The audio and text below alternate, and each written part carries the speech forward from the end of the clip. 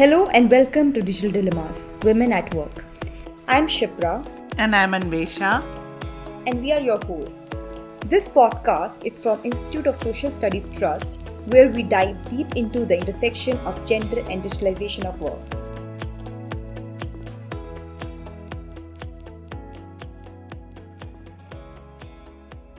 In today's episode, Anweshaa and I will explore the ever-evolving world of platform economy from gender lens.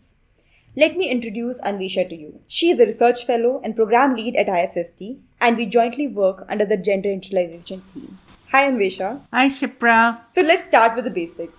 The term platform economy is used a lot these days, but it's used differently by different people. Could you break it down a little for our listeners as to what exactly does it mean? I think the platform economy is one of the most biggest buzzwords of the 21st century. Simply put, the platform economy encompasses economic and social activities facilitated by digital platforms. So when we look around us, the common forms of digital platforms are like Uber, Ola, Swiggy, Amazon, etc. Basically, digital platforms tend to become intermediaries and then they connect groups of users, enabling interactions, transactions, collaboration, and innovation. In the last decade, the platform economies experienced rapid growth, disrupting traditional business models and significantly growing in the last 5 years, especially in countries such as India. So how big is the platform economy today? So the platform economy has grown tremendously since the COVID-19 pandemic. So if you look at the rise, it's been exponential because suddenly we moved from offline markets to online markets, and the adaptability rate, especially in the urban markets, was tremendous. There are varying data, but there is interestingly no clear-cut data on the size of the platform economy in India. One of the numbers that sort of floats around is the Niti Aayog's report, 7.3 million workforce in the sector. One of the predictions is that it will cross 1 crore in 2024-25 and grow to around 2.35 crore by 2029-30. India is one of the most vibrant emerging markets, and the potential is quite limitless as of now. That's a huge number. And it really shows how deeply platform economy has become part of our economy. But numbers only tell part of the story, right?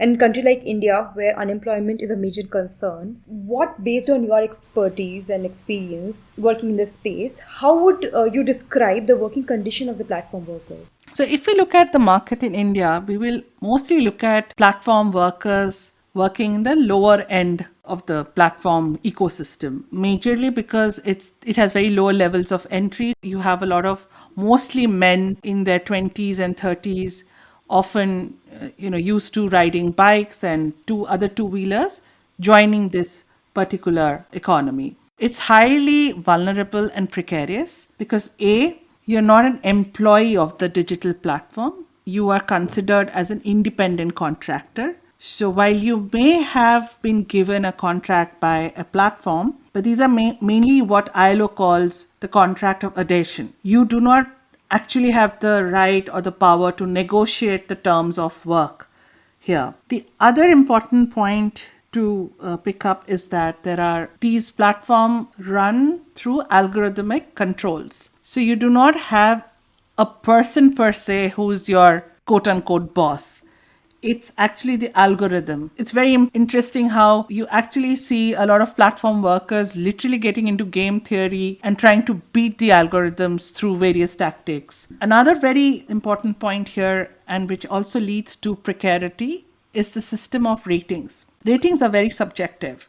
As a customer or a client, I can rate you anything from 0 to 5, depends on my mood and my idea of how wonderful a job you have done or not. Now, these ratings impact what kind of jobs or tasks you're going to get, what level of tasks and jobs you're going to get, the time interval between tasks that you're going to get. And that's why it impacts the kind of wage or earning you are going to get in that day or on a certain period of month. We have also seen cases where platform workers, and you yourself have done a lot of work in the beauty sector within the platform economy, how the ratings impact women's ability to get jobs and then also get skilled. So oftentimes if your rating falls below a certain, say for example 4.5, you are asked to stop all work and go back to get reskilled again.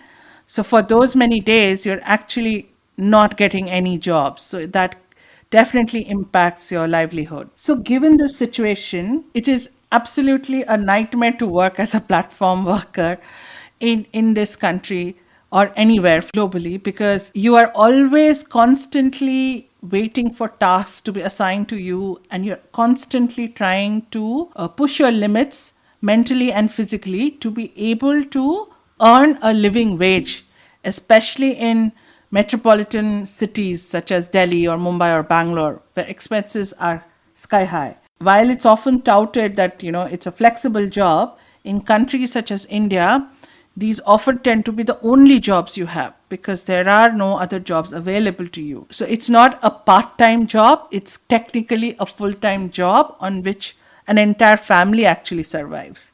So flexibility actually really doesn't exist because A, you do not have decent jobs, B, because there's an algorithm that's controlling what kind of tasks you get, and 3, you earn through incentives, and hence one has to be always be conscious of how many tasks they are finishing so that you're able to actually achieve the incentives, which actually is what you earn and not really only the tasks that you are doing. So, Anweshaa, when you were talking about rating and how people are, made to lead the platform, so I've heard recently how they actually get blocked now, even at getting a lower rating. You know how they used to get retrained and all earlier. Now that has become even lesser in recent past, which seems very even more problematic for that matter. Yes, I think it adds to the precarious and vulnerability. So it's interesting how, you were precarious economically, but now you're also vulnerable to harassment and abuse by the platforms. So, it's not just, you have to lose a few days of wages, but here it sort of completely negates your personality, blocks you out, as if there is no accountability to you at all for all the labor that you've done. While the platform has actually taken over all the data, all the work that you've done, and now at the end of the day, you have no access to all the kind of work you have done, this constant gold mine of data, which is why platforms thrive, and you have no power or gain around your own data. So that also is problematic. True. As that being their only capital and that being the only way through which they get employed for the next gig. So also the fact that rating cannot get transferred if they go from one platform to another. They can't really take their good ratings from the previous platform to the new platform. It is a problem. What do you think about that? Yeah, I think portability of your own work or your own data, including ratings, is a big issue amongst workers.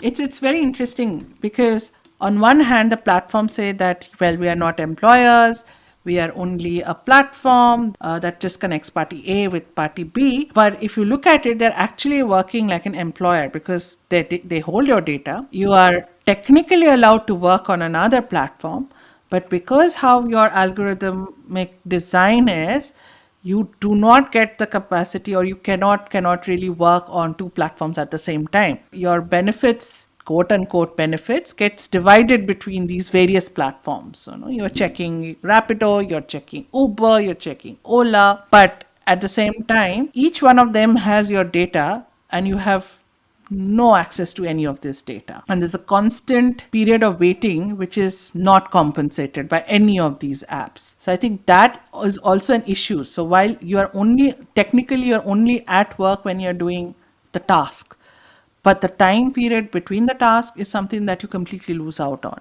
You're non-compensated for that. So you highlighted the precarious condition of work.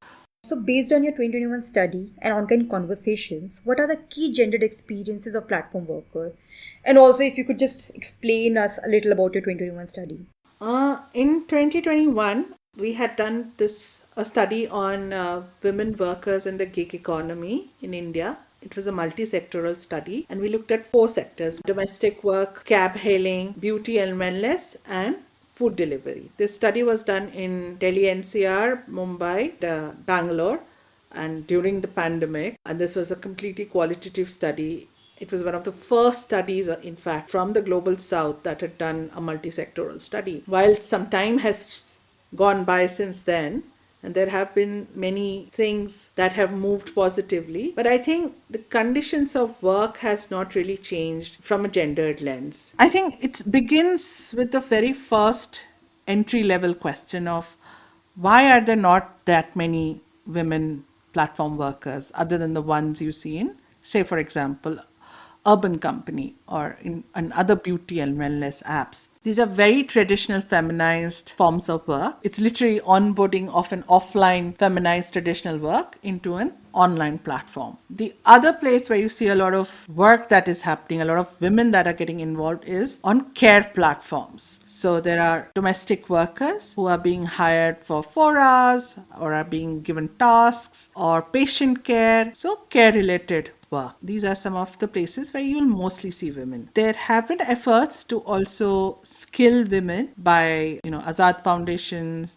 through Sakha cabs, Kangaroo cabs, where they've skilled women to drive. But it's also been interesting to see this journey. Most women do not prefer to work with, popular ride hailing apps like Uber or Ola. There are two main reasons for that, and they're very big reasons. One is women's unpaid work and care work. If you look at the time use surveys from 2019 and 2024, women spend 19.7% of the time in a day on unpaid and domestic work and care work, as compared to a measly 2.6% by men in India. So that's the difference that one sees in the burden of unpaid and care work, and what actually keeps women out of mostly all kinds of paid work in India. The second reason is norms around mobility and safety in both public and private domains in our country for women. So this is one of the reasons why women do not feel comfortable in, say, in a car driving strange men on long distances where you probably would not have the control on reaching to a safe space. I think it's also important to understand that, while platforms have over the years definitely, tried and sort of worked on the safety aspects, there are helplines, there are call buttons for help, but there is, at the end of the day, a situation where you would probably be asked to just leave all your tools and gadgets right there and run away from the situation. That's probably the first policy. I don't think so you will have a police coming, to the client's house if something like this is reported at that very instant. So it's literally at the end of the day, you have to be taking care of your own safety. And there are also point where even if they have that SOS button in their phone, and how they can't really call a police at every point. At times harassment is not at the level that where you want a police's engagement. You just feel threatened in a way. There are cases where the beauty platform workers go to a client's home and they just throw their bag away. Now for that they can't really call a police, right? But they don't have any other way of dealing with this situation. What do they do? So that also becomes a concern. Absolutely. I think what you're highlighting is actually the atomization of the platform workers. So you don't have colleagues per se. So you're all on your own. So your negotiations are on your own. Your situation analysis is on your own. So you really have to just do what you can do so that you don't get a bad rating, so that your livelihood doesn't get impacted. So you would at times just let go of many abuses, many types of subtle forms of sexual harassment that you're probably facing, because at the end of the day, you want to keep your ratings, you want to keep your tasks. So, I mean, it's again going back to the entire idea of precariousness and the aloneness of this platform work that one looks at. I would also like to highlight the multiple models of platforms that one sees. Generally, there is a perception that Uber is the only type of model that you have. But, your PhD on beauty workers apps and our ISST's work shows that there are small, medium, big Uber-sized, all types of apps that are working there, And how one negotiates is also the kind of app, the kind of model you are. So somewhere there are hybrid forms. There is some apps that will give you, say, a guaranteed number of bookings, which will sort of safeguard you. So as a woman worker, I think I would prefer to work at a place where there's some guarantee of livelihoods. And that is why, sometimes I would not prefer to work with an Uber or an Ola, you know, because of all the reasons that I cited earlier. Then there are some apps that allow you to have those one-to-one grievance mechanisms, redressal mechanisms. I think these are also very important points. Women often would prefer going and getting their problems resolved in person through a live person than through a chat bot. So, again, these are some of the points of designing, I feel, that women workers often don't find themselves engaging too long on platforms, or their livelihoods or daily wages get impacted because of various such reasons, so safety, algorithmic controls, women's unpaid care work, all of this actually then leads to what we call about the gender pay gap, which we are also looking at. And it's recognized that there is a gender pay gap within the platform economy. So while the platform is quote unquote neutral, but how it operates is very, very exclusive. I would like to also say that the way the platforms are designed for profitability and production, it is unable to favor anybody that is weak or vulnerable. So the platform has been designed through the lens of a single able-bodied male in his prime productive years, because that is what is going to get your money in.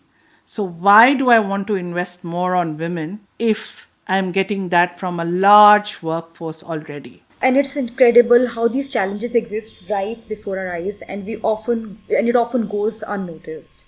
So from the gendered perspective, what have been the major development in India's platform economy, and how does that impact women's participation? I mean, in the last 5 years, as I mentioned, the COVID-19 has been, I think, the aha moment for platform economy, and it significantly just jumped. But I think it's important to also highlight the fact that there is no data.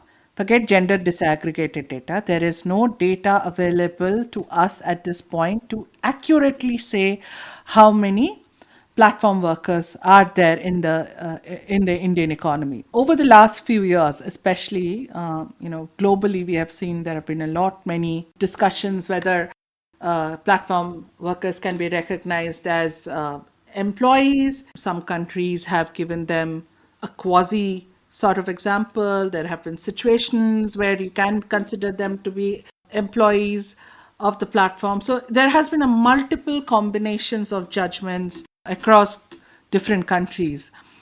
If we look closely at India, I think the regulation scenario has been very, very, very exciting in the last 2-3 years. I mean, it started with the whole idea when the Code on Social Security in 2020 recognized gig workers and platform workers as a new category of work. I think that was quite a big win for all the unions of gig platform workers.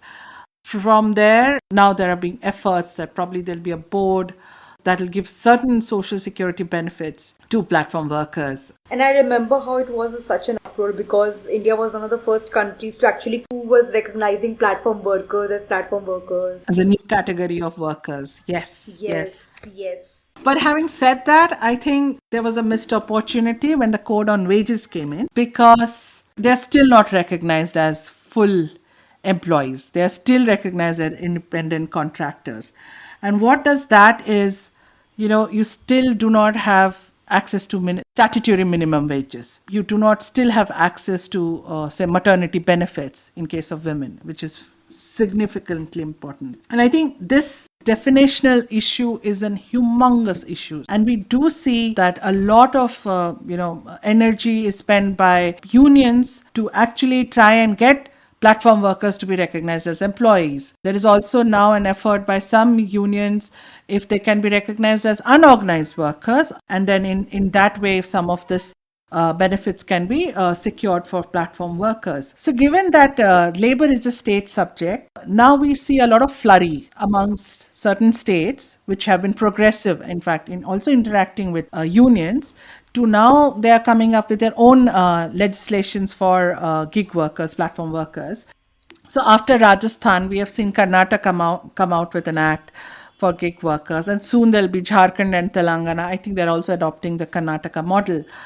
And progressively now states are also beginning to think. But it's also the political will, because suddenly now we see not much happening with the Rajasthan Act once the government changed there. So you're suddenly now on again back to square one in a certain state regarding what is going to happen. The Ishram was a good effort in the sense that it talked about getting workers get registered onto a portal. So we were hoping that that would give us some data at least. Finally we would have some credible data on the number of platform workers. Again, going back to regulation and Social Security Code of 2020, while it has included gig workers, platform workers, it has excluded domestic workers, which is a highly vulnerable feminized space, increasingly getting platformized. So a lot of domestic workers now work part-time as traditional domestic workers, paid domestic workers, and then also probably also enrolling themselves on platform, hoping to get some gigs in between. So what happens to you? Because you are a domestic worker, but you are not recognized as domestic workers under the code, but maybe you can get recognized as a gig worker. So there are these, anomalies in definitions of who and how do you register yourself? How do you onboard yourself? Another important point here to be addressed is the mandatory Aadhaar required for registration. Now, most of these workers are migrant workers, and women in any case lack a lot of documents, and then change of addresses, change of housing is quite temporary in most cases. Then how do you sort of keep changing your addresses, you keep changing your phone numbers, etc., etc. So this mandatoriness of Aadhaar is something that sort of goes against the spirit of getting registered and recognized as a worker. Finally, I think it's important vis-a-vis women workers to talk about the Sexual Harassment Act of 2013. I think it is one act that has defined workplace beyond the usual understanding of workplace, which is a factory floor or a shop. But it does not categorically recognize platform workers. So, while there are these arguments that, well, it can be extended to them, but there are a lot of sort of hesitation of, where do you go? Do you go to a posh IC committee of the platform, or do you go to a local committee of the platform? Because you are an independent contractor and not an employee, you do not have a fixed workplace. It does recognize that you need to have employers. And here in a platform, you do not have employers. And importantly, you work on a digital workplace, which is still not recognized as a workplace, quote unquote. With regards to POSH, I would also like to talk about how in the last year, there was a case against a driver for Ola in the Karnataka High Court. He had misbehaved with a female passenger in 2018. There was massive backlash from Ola, and it got all the top lawyers to come and say that, well, he's not our employer. So we are not the ones who need to be pulled up for this.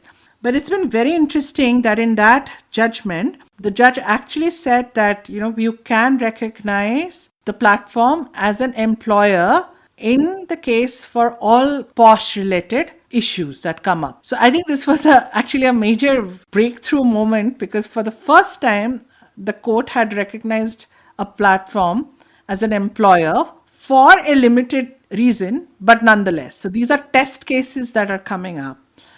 So it sort of gives you hope that when a case comes up for a sexual harassment of, say, a platform worker, in that case, the platforms will be pulled up for being an employer and not just a digital platform connecting clients to service providers. So what all social protection mechanisms are available for platform workers as of now?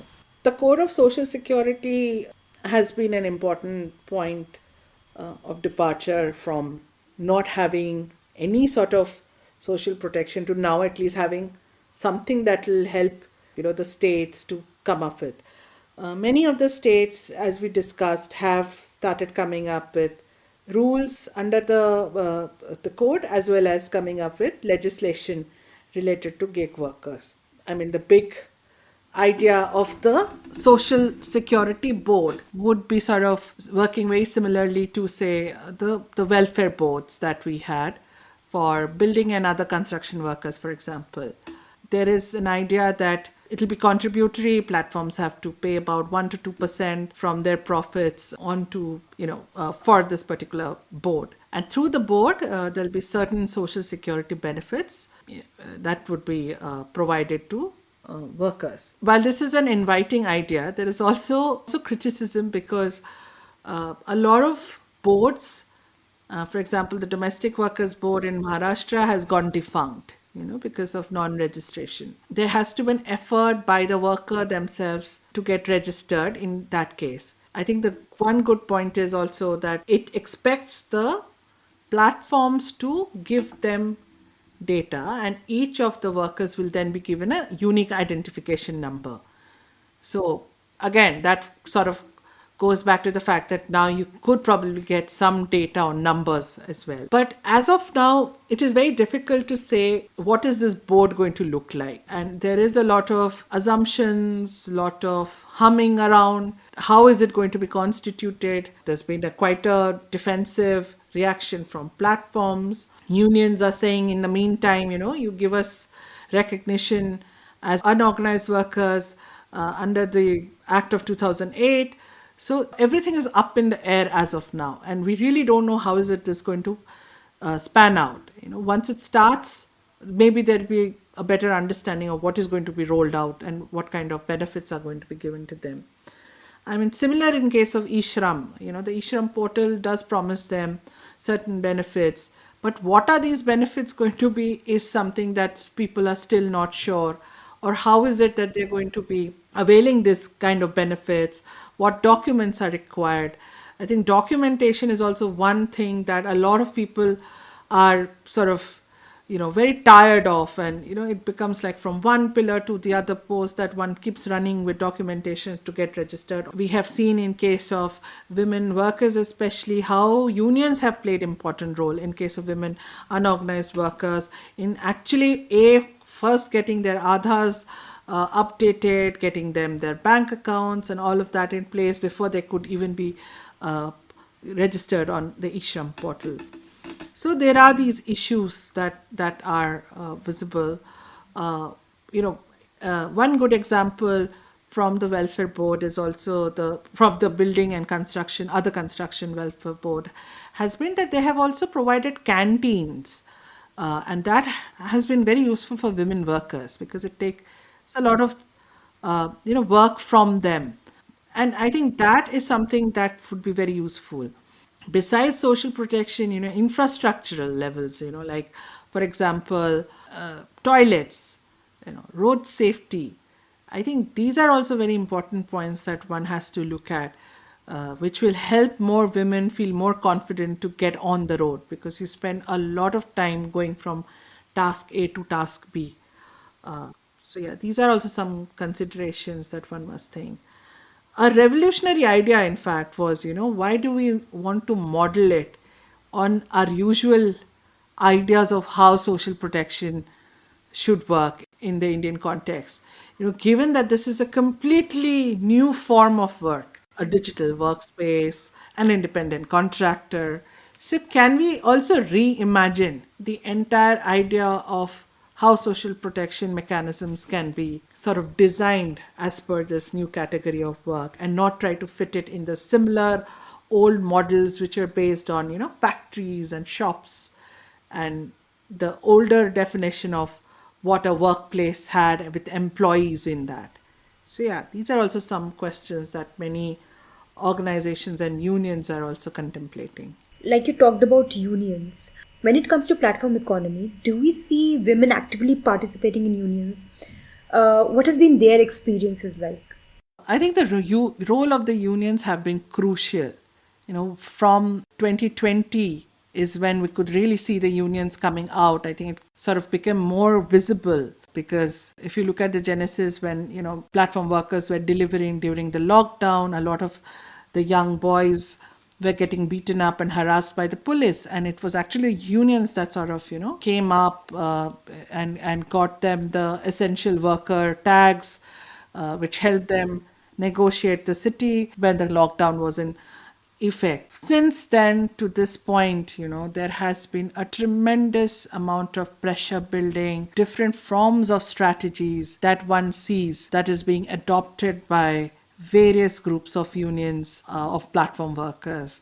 I think in the past 2 to 3 years, one also sees a lot of coming together of women platform workers, alternative women specific unions or groups, because one saw that this is a highly male dominated, and to get women's voices in or to get women's leadership in the unions was also a question. Was also being questioned by many, and the concerns of women or the gendered concerns were something that were falling off the main concerns. And I think that's why we see a lot of other unions and workers now getting together, which actually talk about women specific issues, like GIPSW, the Gig Workers Association, etc. The women's wings are also getting more vocal about women's rights in these groups. I think one of the brilliant strategy of a digital lockout that happened during high peak Diwali period by beauty workers. That strategy was very unique, very different form, because for the first time you were not on the road rallying or not in front of a platform headquarters rallying, but you actually just shut down your smartphones and your app for a whole 2 days as a mark of protest. So these are new digital forms of protests that have now emerged. Having said that, the backlash is also quite immense, blocking, which we talked about, completely having no conversations, no dialogue, using big lawyers to fight your cases against young men and women platform workers. These are just some strategies that have been adopted by the big platforms and disillusions young women to not participate in such activities. Yeah. I remember how in 2021 when beauty workers has went on strike, and how they would like sit in front of the headquarters, and they won't be allowed to use washrooms, basic amenities. And they would talk about how for the women whose face was shown on cameras, they all lost their jobs one after the other. But I think what you mentioned, it is like a hope, right? I think things that, as you mentioned, things are changing as they are changing the way of protest.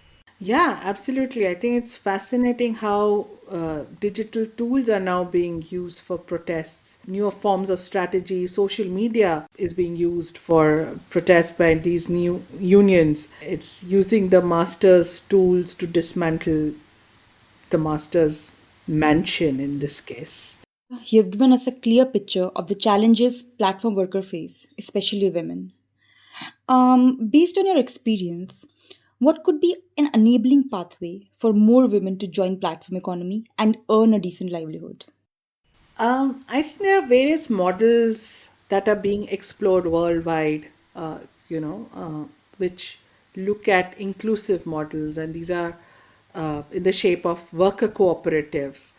And I think it'll be very interesting to see how these pan out in the coming years as an alternative model to this very, profit making capitalistic models, which are anything but inclusive, and don't think that they'll be very inclusive in the near future, because they're structured and designed in a way that will always look at productivity rather than inclusiveness. There will be like some DIY solutions here and there, but unless you don't change the very design and structure of your algorithms that harp on productivity and capitalistic ideas of extracting labor, it's very difficult to have a just and a inclusive platform. So it'll be very interesting to see this new method, new cooperative models of platforms that are coming up, and how do they pan out. The other thing I think unions are talking about is the recognition of platform workers as employees. I think there have been various negotiations, there's significant defensiveness of platforms to not recognize them as employees of the platforms, And I think over the next few years, one will see a lot of regulation, a lot of discussions, a lot of ideas around this concept of an employee. Similarly, digital workspaces. I think we have to start thinking that the workplace goes beyond a brick and mortar. The ILO's definition of workspace already includes even commuting, for work as a place of work. We, in our regulations, in our thought processes, have to move on beyond this entire idea of a factory with 50 employees or 10 employees and shops to actually encompass the whole bunch of alternative workplaces that are emerging every day. And it's crucially important for women because women often are part of these non brick and mortar sort of places. So you see mostly women working in informal economy, which never is part of the usual concrete and brick and mortar buildings. But they're working on roads, they're working on platforms, they're working from their homes, and this diversity of workplaces has to be taken into account whenever any regulation is being considered. Finally, safety is an important concern. Absolutely crucial for women to participate in an inclusive manner. The fact that women are not able to earn properly at par with their male colleagues on the platform economy is the fact that there are no safety regulations by the government, by the market, by the family or the community. So when we interviewed this person, she was a Zomato delivery and she said that she would carry chili powder in her pocket. It continues to be like that. No matter whatever you might say, that, yay, we have provided you a helpline, blah, blah, blah, all of that. These need to be significantly looked at, reevaluated. What is it that women need to feel actually safe when working for the platform? Similarly, infrastructure, better lighting, better toilets, better roads, good water facility, you know, this is the reason why I will move out. Community creches that will help me to actually work for longer hours. All of these continue to be the asks for women to actually work anywhere, be it digital platforms, be it outside their homes, in an office, in a factory, or any of these. So these questions continue to be vital to women's participation, be in the platform economy or outside of it.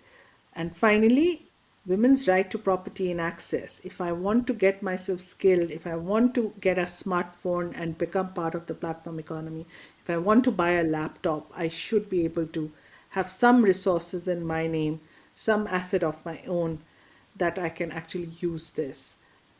Recognizing women's unpaid care work is absolutely crucial when you are thinking of getting them onboarded. Gender norms around mobility have to be worked upon. So there are many challenges before we even come to the fact that there will be regulation as well. Thank you, Anweshaa. This conversation was truly insightful, shedding light to the complexities of platform economy, particularly from the gendered lens. We talked about the precarious nature of platform work, how it lacks job security and absence of protection. You gave valuable insights, highlighting the challenges which disproportionately impacts women. You also talked about safety concerns and access to resources. So you also talked about structural barriers which are there in the platform design itself, which are for which do not take into account the marginalized section. So it was great having you, Anweshaa, and thank you for sharing your insights with us today. And I think the conversation doesn't end here, and it is a continued dialogue of research and advocacy. How it's essential to drive a meaningful change. And to our listeners, we hope that this discussion sparks further thought and action towards a more just and fair platform economy. Stay tuned for our next episodes, and we'll meet soon with me or Anweshaa as host. It was fantastic to be part of this, and I'm looking forward to hosting in the next episode. Till then, like, share, and subscribe. And see you soon.